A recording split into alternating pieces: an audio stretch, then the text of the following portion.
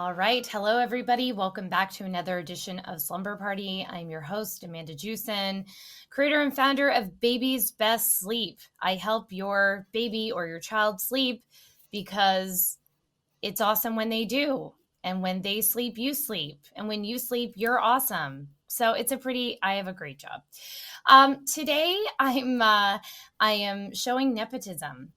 Okay. I have a family member joining me and I'm just putting it out there uh, because I don't know. I should just say this because we're going to sound like we know each other because we really do. And we have for years. And Meredith is my cousin. She is my husband's cousin, my cousin by marriage. We've had lots of fun at weddings together over the years. And now Meredith is having a baby, which is very exciting for us all. And during my application process, Meredith wrote me and she's like, what do you think about talking about freaking out about baby sleep before the baby is even here? And I was like, we absolutely have to talk about this. So it's not, I want to be clear. If you're applying to this podcast, you will get in on like great topics like this that people aren't necessarily talking about, whether or not you're related to me. Okay. So welcome, Meredith. Welcome. Hi, thank you. And this is going to be on YouTube and on YouTube now. So no picking your nose. Just save that for after. I have to remind myself. And it's funny. I feel like if you're watching this on YouTube, like I started off in full makeup and like now it's like day 4. I'm like, no, it's just, this is what you get. I put on moisturizer and mascara. Well done. I did about the same. So Meredith, tell me a little bit about your question. I would love to know how far along you are. Just jump in. All right. So I am pregnant with our first child. I'm due in October 14th, which would make me about 34 and a half weeks, I guess, a little bit less. You look so put together. I'm sorry to interrupt you. Thank you. But at 30, like I was looking at you and I was like, oh, is she like 25 weeks? Like, no, you're going to have a baby very like soon. And you seem very confident. Yeah. Good. It's been a good pregnancy. Hard at first, really a lot of morning sickness, a lot of nausea, but that's gotten better. So that's good. And I've been feeling good. I'm just starting, like we're getting close to the baby being here, which is exciting, but a little overwhelming. Yeah. And I'm someone who needs a lot of sleep normally to function. I go to bed very early. People think it's really funny. And I'm just worried about making that transition to going from needing a lot of sleep to knowing I won't really be able to have a lot of sleep, especially right at the beginning. And wanting to make sure we set the baby up for success. Yes. As a sleeper. We sound very similar. Like I had people call me to be like, hey, you should figure out this sleep thing before the baby gets here. Cause like you won't last. I'm like, oh God, thank you. I have to say for both of my girls, so actually Meredith is not finding out the gender of her baby or the sex. I'm trying to figure out what the right terminology is. Is it sex now? I think it's gender sex. Is a construct. Yes, exactly. This baby can come out whatever it wants to come out. But I have often heard that morning sickness means girl. I don't know if that's anything. Yes, I've been told that. I'm sure. The way I'm carrying, though, it looks a lot like a basketball is under my, like in my belly. So I don't know. It's really up. No one knows. The only person who's sure is my mother-in-law. She thinks it's a boy. But again, I don't know what that's based on. Oh, and you know, the tricky thing about this is it's like you have the best odds at guessing, like 50% is so good. And so if you get it right, like even, 8 out of 10 times, you feel like a star, right? Yeah. But I have no idea. I have no, people keep saying like, do you have an inkling? I have no idea. I was certain in my heart that both of my girls were boys. And even I found out the sex and I was like, are you sure? I've heard so many stories about women being told it's a girl. And I mean, honestly, I have to say, my feelings about needing to find out gender have changed quite significantly from the time I had kids, and my knowledge and education about this. So I'm saying these words and I don't feel this way now, but I needed to know what he or she was and blah, blah, blah. And I remember the technician, I had late term ultrasounds because I was late. And then for Nora, we went to Mexico during Zika virus. So I had to be, and this is not on purpose, by the way. We were like the last pregnant people to show up in Mexico. I'm not joking. We showed up, we went right after Christmas, actually. We stayed for a week. We got home literally 3 days later. There was a huge travel ban, and everyone who had gone to Mexico needed to be like monitored. So it was a disaster. They didn't have like a good Zika test. It was like a precursor to coronavirus, I guess. And then so I had like all of these ultrasounds to make sure her head size was appropriate. Thankfully, it's quite large and she's fine. So that worked out. But I remember both late term ultrasounds, the technician being like, labia, that's her labia. It's a girl. And I was like, I'll believe it when I see it. I don't believe you. Yeah. We had an ultrasound at 20 weeks, and then we've been very lucky. The pregnancy has been good. So I haven't had an ultrasound since then. So she asked me, this was in coronavirus, Brendan couldn't come in. She asked me, do you want to know? I said no. And then we haven't really had an opportunity to change our mind about that since. And our midwife doesn't even know. Like the midwife said, it's not even written down on their file because we have chosen not to find out. So it will be a surprise. Yeah. And I think some technicians or some places aren't even talking about gender anymore or sex. So And you know what? It's probably a move in the right direction because who the hell cares, right? Who the hell cares? Doesn't really matter. And in the end, that child... Excited. Yeah, exactly. There's a baby and that's exciting. Okay. So we got off track, but... So sleep before. And you know, I wanted to have you on because I think it's such an important discussion to have, that a lot of I will get inquiries from parents, you know, they're like 6 weeks and they're like, how do I get on your wait list? I'm like, I'm not that popular. Like you can hire me. You can hire me. You might have to wait a few weeks, but your baby comes out who they come out. And this is actually, it's hard to believe or experience because I think we've been trained to be like, you are the sole driver of your child's personality. And that's just not true. Okay. I have like a Buddha baby second child who is like Zen in every way and very calm. And I had nothing to do with that. I can assure you. Anyone who knows me for 5 seconds is like, oh, I mean, she's very much like my husband, but even she's very much her own soul. And, you know, I would actually suggest, and what I'm going to talk about today is actually less about sleep and more in some like great parenting philosophies that I really love that will really help you feel better about whatever happens, right? Because there's going to be the baby that comes out like who's so chill, and I'm sorry, you have no responsibility for that. You didn't do that. That's not because you're cool or chill. Anyone. And then you're going to have the baby who, you know, might have some tummy troubles or colic or can't get comfortable or needs to be a mom and dad. And there are going to be these parents that beat themselves up that they've done something wrong, right? And I'm here to tell you, if you're pregnant, if you have a newborn, it isn't your fault, okay? This is just the spirit, you know, this is this baby's little spirit. And I think about, you know, Winnie, my first, was such a great sleeper.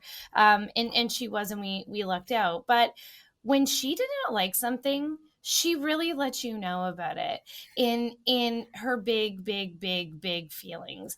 I remember like Brad walking up and down the hall, back and forth with this baby who just didn't chill.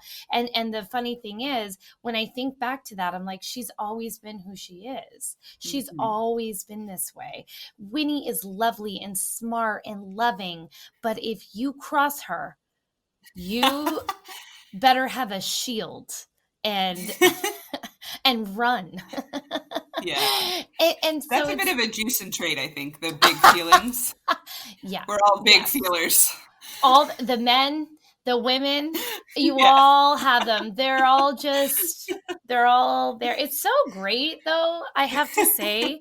You know, like you know, Brad is so emotionally available and aware, and he'll hate that I'm talking about this, so I'll cut it down. But all the men in the Jewson Yeah. family are Very much all so. the it's just amazing. You know, we were all Mhm. just recently together, and I that was a thought that I had. Yeah. It's great. So Yeah. yeah, like whoever raised those children or the DNA that allowed that to happen. Look, I'm Yeah. totally contradicting myself.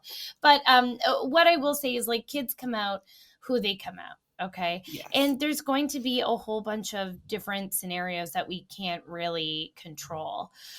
So even when I'm doing a discovery call with a newborn parent, and they're so desperate to work with me. I do work with newborns. I work with them only for I now only do a minimum of a 4 month thing. So at the end, Mhm. if our newborn work hasn't worked and your child is still like they can't sleep, we can do some gentle sleep stuff to get them sleeping at a point where they're developmentally able.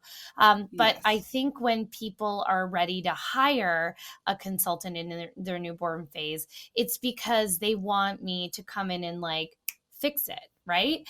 And Right. I get that. I would, if that existed, I would have done that, and I would have paid many thousands of dollars to make that happen. And so but you can't always because of a lot of different reasons. So they call it the fourth trimester for a reason. And the Yes. fourth trimester is basically like our babies are too big for our body, so our bodies expel them basically. Yes. And then they you know, you can get lucky and that baby's okay with being out, and then there are some babies, and it's just very normal and natural, who are like, I'm not ready, this is too Mhm. much, I can't look at anyone yet. I'm not ready. Well, it's a um big change. Like, yeah, exactly. This is where I go down to like a philosophy that I hold of like, let's give our babies and children some credit, right? Like, I just came out of the womb. That is some big shit. That yeah. is a huge change. I'm starting school and I'm not really sleeping well. Yeah, it's a huge change. We just moved Yeah. houses. I didn't sleep well for the first week. I mean, For I sure. there are times where we don't sleep well. We're experiencing stress, and you know, give your child the benefit of the doubt for those reasons. So, there's a few things that I'm going to suggest right now before we even talk about anything sleep, and I am going to talk about sleep. So number one, I have a newborn podcast that I recorded with Marley Cohen, and she's from the Instagram handle at kale underscore and underscore crunches, spelled with a K. And I love her account. Like, I'm so past the baby stage, but she's pretty real and good. She's a great account to follow. We talked about newborn stuff, so take a listen to that just for like some good stuff, and I'll talk about some of that again. There's a book called The Awakened Family, by Shefali Sayberry. I think I'm saying her name right. She also has a book called The Awakened Child, and she talks a lot about, as a parent, not placing your expectations essentially on your child's, and honoring the child in front of us. And I Yeah, love that. Like, what can absolutely. we do to honor this child in front of us? We can, it's not to say we take a back seat and we're like, we do nothing. We do nothing. We say, good luck. I honor you so much that you can do whatever you want. We can set up limitations and boundaries and structures for our child for them to thrive in. But Mm-hmm. in the end, how they respond to those is going to be their decision, right? The other, I have an audio book, but I don't have a physical book. Oh, I know what I'm going to suggest to you too. You have 6 weeks. Oh, you're Yeah. going back to school. Okay, I maybe have you time could to read. listen to It's these. okay. I read a lot. Okay, Meredith. Okay, good. Or listen to them on your commute. Do you have a Mm-hmm. long commute? Well, I'm actually Okay. doing distance learning, so no commute. Mm. I'm working from home, but Oh, oh, that's so good though. I'm glad that they did that for you. yeah. Okay, so then I'm going to suggest Everything by Janet Lansbury. Janet Lansbury is a parenting expert out of LA. She has a podcast called Unruffled. I actually was inspired by her podcast or mine because she reads letters. She's like Dear Abbying Oh, on fun. her podcast, but I can't do that. I have to talk to people or else I just get there's no structure for me, no one to keep me. I could just go and the first season I did it, I was like, I hate this. But Janet Lansbury talks a lot about honoring those big feelings of your Mm-hmm. child, that we don't have to put them down, we don't have to suppress them. We'll allow them to be upset by your boundaries and structures. That's okay for them to feel that way. But she kind of talks a lot about the ideas of being the leader in the Mm-hmm. house. Like your children really want you to be a leader and they want you to have those structures, and children love them. I think those two books for sure required reading for Okay. you, just as a philosophical I'm pushing my philosophies on you. Obviously, if you're here and listening, I think we're probably in line. But yeah, that's sort of where I design my programs and what I kind of preach to my clients. So And those two books. I really agree about like feeling all your feelings. All your feelings are good feelings. Mm-hmm. It's what we do with those feelings that is important. Mm-hmm. Mm-hmm. And you're a teacher, right? And I feel like teachers, as parents, I'm oversimplifying this, but I think that because prior, for most teachers, they were a teacher before they were a parent, Mm-hmm. um, that you understand that kids come in all different ways, Yes. and it's generally not the parents' fault that they are doing whatever they're doing or they're having a feeling. And I think it can allow you to come at this just pretty open Yeah. about that. So then, okay, you've done that reading. I would actually read this book before you do anything else. And then I'm going to talk about sleep, I promise. This is Crib Sheet by Emily Oster. I've heard you Have you mention read this. Expecting Better? I've read Expecting Better, yes. I actually have it right here. It's on my bookshelf. Yes. Yes. I knew you would. I feel like we're alike in many ways.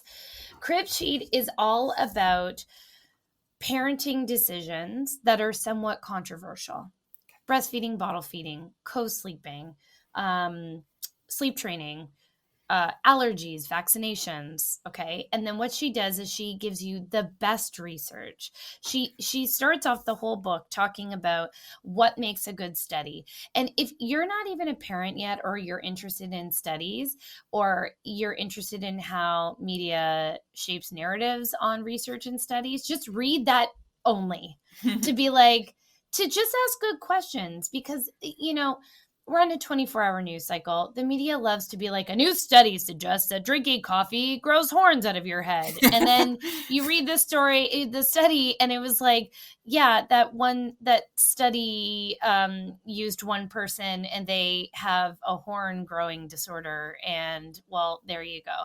So you just need to be careful about that, myself included, by the way. I have to be careful about what I am talking about and preaching to my clients. Anyway, so she talks a lot about that. And then she breaks down all of these decisions because in addition to sleep, I'm guessing you likely have anxieties about many things that are yet to come. And this would, like, for me, I feel a lot of calm in making data-driven decisions. Absolutely. Because I have all the feelings as well, as you know. I'm pretty sure I've cried in front of you. I don't know when it's happened. I'm pretty sure I've cried on this podcast. I get emotional so easy. My clients will be on the phone with me and they'll be really emotional about something and I'll cry with them. Aww. So like, I cry. But why am I saying that? What was I talking about? About studies and making scientific based decisions. Yes, because I have such big feelings, I have a tendency to not know how to choose things because my feelings really want me to direct a certain way. I am very calmed by people being like, I've done this before. This is what happened. And this is how she breaks down these things. Perfect. So I'm not going to push you in any direction in how you choose to sleep with your child, as long as it results in sleep. Absolutely. And I think Crib Sheet can help you make really great decisions based on sound evidence and data. And we need more of that these days. Absolutely. I agree. So in overall, this is what I'm going to tell you about your, sorry, has this been helpful so far? It's been great. Yeah. I love to read. Having resources is a helpful thing to like refer to. Okay, good. So number one, I want to lessen your anxiety because your body will produce hormones that will allow the sleep deprivation to be tolerable for you. So that's good. Yes. You won't really feel it as much as you would, even the second time around or whatever. But you know me, I love sleep. And when I had Winnie, the first time she woke up to eat at night, I was like, here we go. It's happening.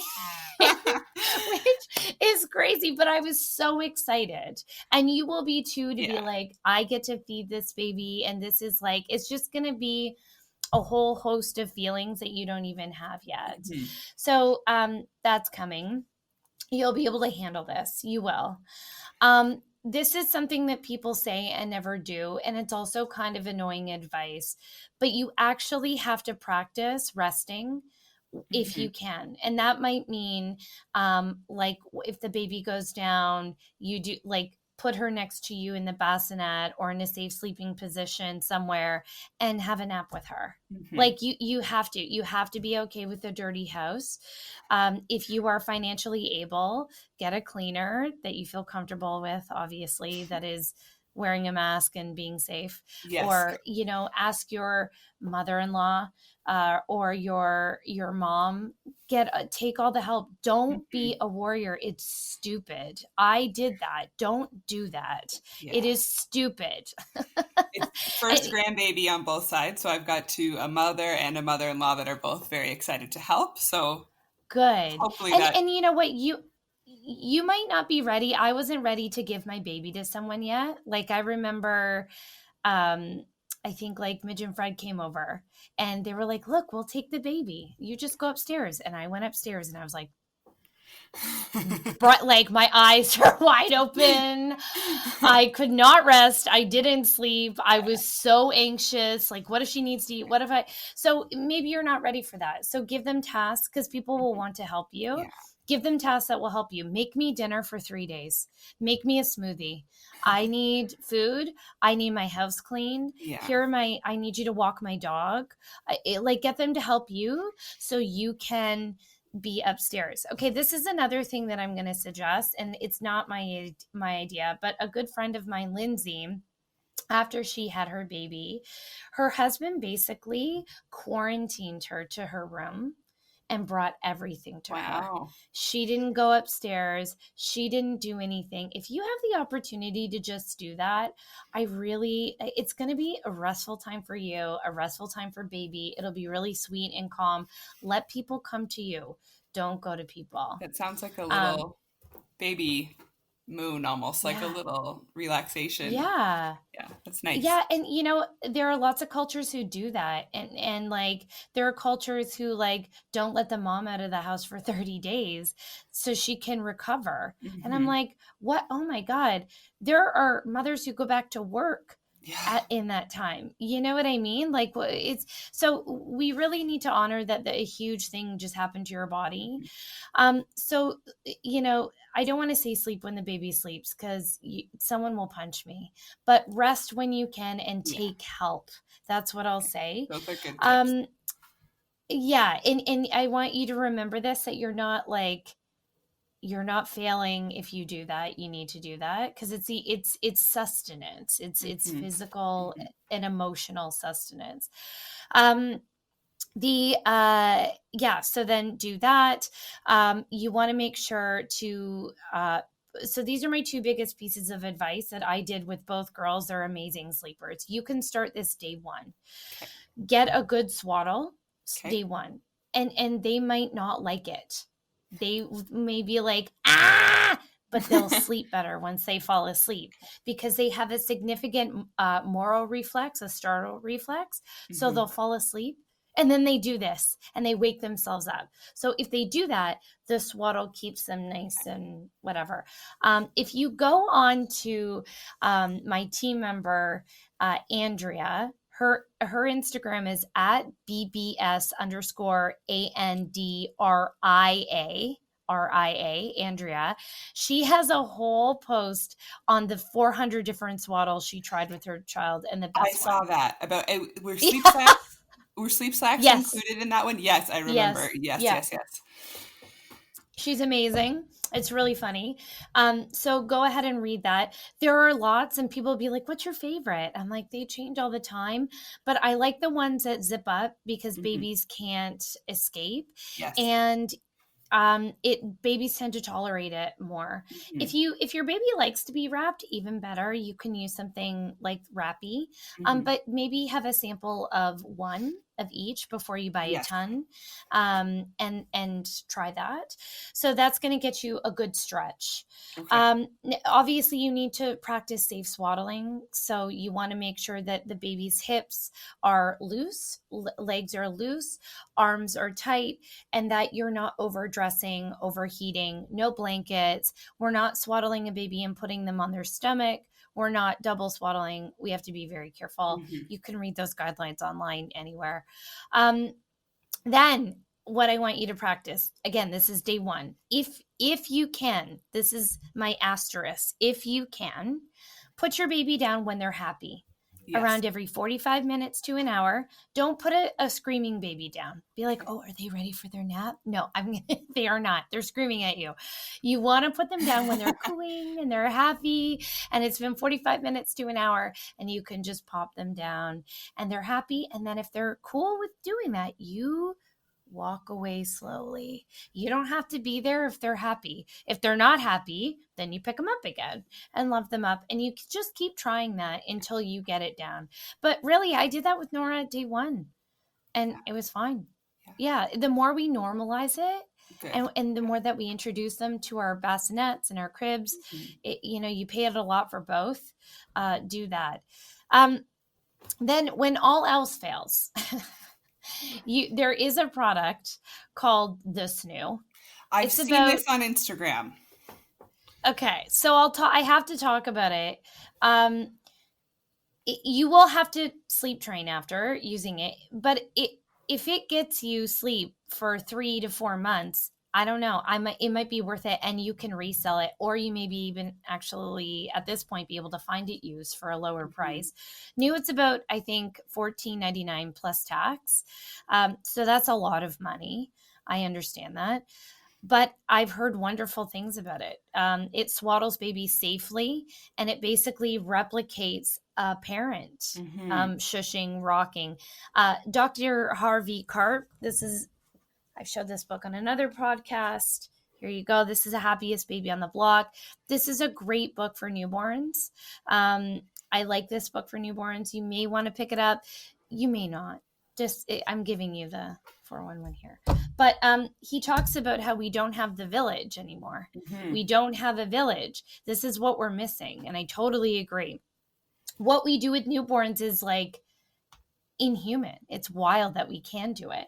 So he says this snoo is your village. I've put the village in there. So it's like it rocks, it shushes, it does everything. And apparently it's a wonder product. It's also like close to $2,000 with tax. So yeah.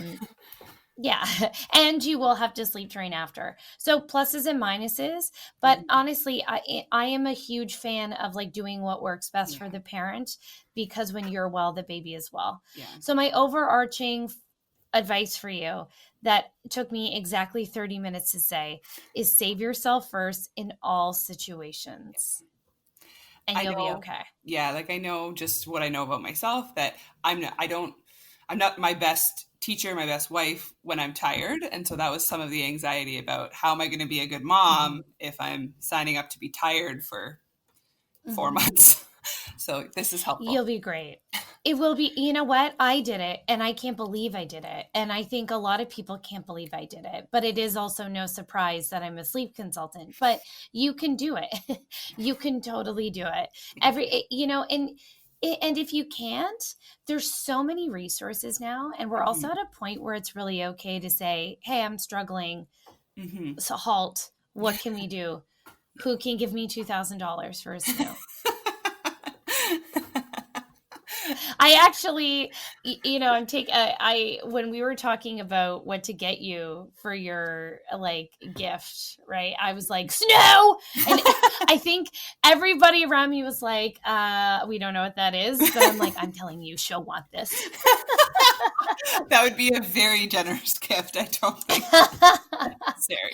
It may require the entire family and extended cousins we've never met to participate, but although your sister-in-law, my cousin, did send me some swaddles for a gift, which was very exciting. Amazing. Good. Yeah. I have a great gift on its way. So I'm very excited. Thank you. Very generous of you. If I don't say so myself. Awesome. Okay. Well, I hope this was helpful. I thank you so much for volunteering your question. And I hope it was less terrifying than you thought it was going to be. Well, it's been great. And it's helpful to have, like you said, like those two big takeaways of like, these are things you can do day one. That's a very helpful, like I like lists. I like, let's try this. It's very helpful to have concrete steps of like, we'll do this and then we'll do that. And that will help us. It's great. Amazing. Good. All right. Thanks, Meredith. Thanks to everyone listening today and joining us today. Again, you can find me at Baby's Best Sleep on Instagram or www.babiesbestsleep.com for blogs, resources, all of that good stuff. In the meantime, sleep well, go to bed early, drink a lot of water. Bye.